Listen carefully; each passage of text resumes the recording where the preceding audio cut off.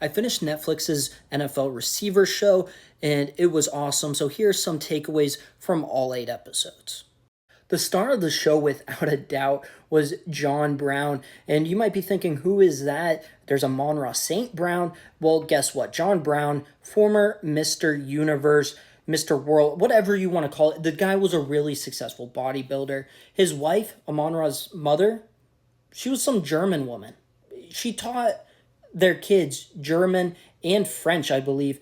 The St. Browns are just incredibly successful kids. Great job parenting by both John Brown and their mother. They were the stars of the show. For starters, their dad had them working out every single day, holidays included. He would take them out of school for a break if they needed it. He said if the weather was nice, instead of giving them a day off from working out, he would give them a day off from school. It was awesome. He would whistle at them like they were dogs, which was interesting. We've all seen these training videos. It was amazing. And there's some background on why they're St. Browns instead of just Browns. Basically, there are a ton of Browns in the NFL. That sounded really bad. Okay, there are a ton of NFL players and athletes with the last name Brown. He wanted them to stand out. So they went with St. Brown. There was another German option, but that was just cool. And we're not even at the best part about John Brown yet. Brooklyn Adams, Amon-Ra St. Brown's longtime girlfriend and former high school sweetheart. Dude, she showed up to one of his high school football games with a jersey or a sweatshirt or something that said St. Brown on the back. You know, that's typical high school, middle school thing. Like, you're going to wear, like, your significant other's clothes, especially at a football game. Amon-Ra's dad, John, he came up to her and said that his kids don't have girlfriends and that girls are just a distraction. He did defend this and say that he would say the same thing if he had a daughter. But can you imagine just going up to a high school girl, so 14, 15, 16, whatever, and saying, you're not dating my son. Like, you're not his girlfriend. What are you talking? Like, the audacity on this guy, he is so funny. But John Brown, my favorite character in the entire show, he's like made up out of a movie.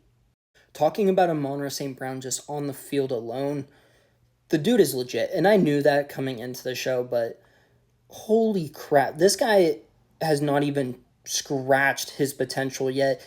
And it's crazy because he had a 100 catch, 1,500 yard, 10 touchdown season last year. And I'm saying that's not even his ceiling. Wow, this guy's going to be the real deal. I know he just got paid, and being a mid-round draft pick, it's good to have that security.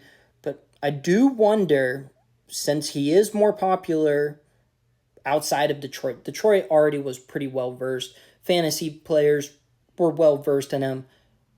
But his liking and popularity has just skyrocketed. He's going to have an insane season if he can stay healthy. Obviously, that would have been a risk, but part of me does wonder if he could have had a better contract had he waited another year.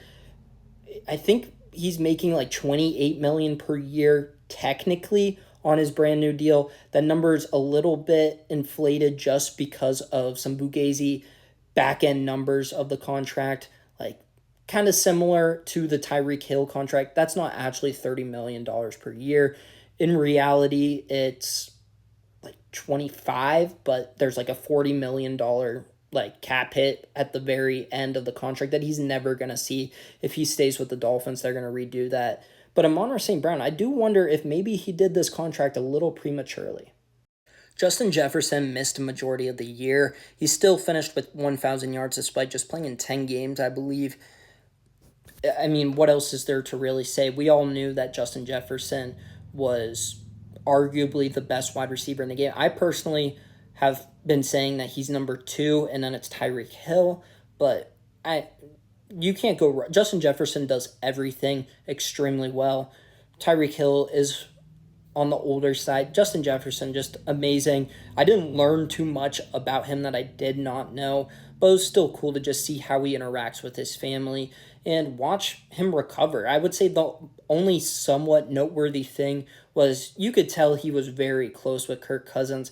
I would have been interested to see him go into the offseason. They stopped with an exit interview with Kevin O'Connell. That was the last we really saw of him. I would have been interested to see what his input was on Kirk Cousins leaving, Sam Darnold, and J.J. McCarthy coming in. A clear loser of the show is definitely Jimmy Garoppolo.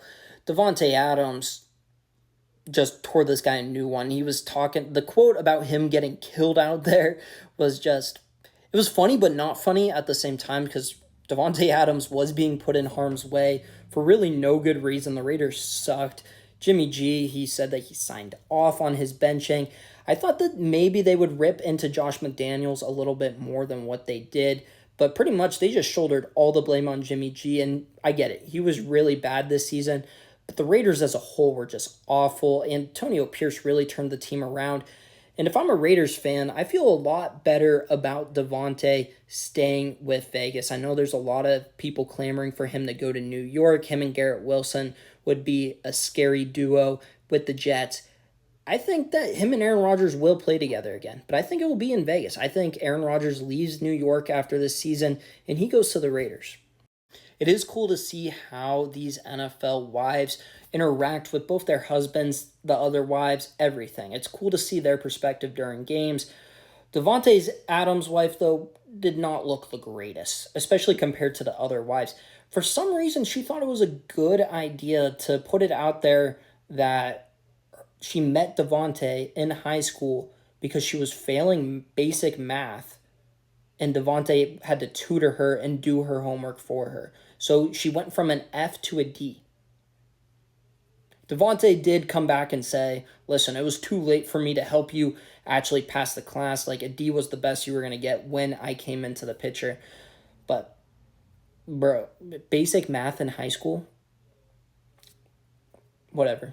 It just didn't look as great. You know who did look great?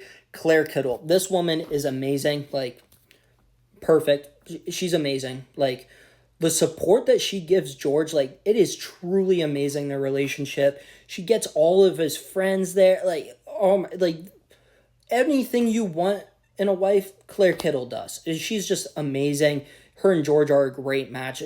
I just loved watching her interact with him throughout the show. Former athlete, she knows how to deal with the highs and the lows, just supportive 100% of the time. You can tell that she truly knows what George needs and how to give it to him, and he does it right back. They're a perfect couple. I love the way they feed off of each other. Claire Kittle, kudos. Amazing. I love Claire Kittle. I'm a stan. The other 49er to appear on this, Deebo Samuel, his significant other is also really cool. But what really stood out is him as a dad. He was hilarious. You can tell that he's very, very family oriented at this time in his career. Just so funny to watch. I forget what his significant other was saying one time. He was like scolding her for talking to him like a baby, like doing baby style, like, oh, so cute, come here. And then he was like, who's a big boy? Like, he just continued to do exactly what she did, but when he does it, it's okay. Just really cute relationship between him and his son. But when they announced that they were doing a receiver show instead of a quarterback show, which they kind of played it off like this was the plan all along, in reality, we know no quarterbacks wanted to do this, which is weird because it seemed like they painted both Kirk Cousins, Patrick Mahomes, and Marcus Mariota in a pretty positive light.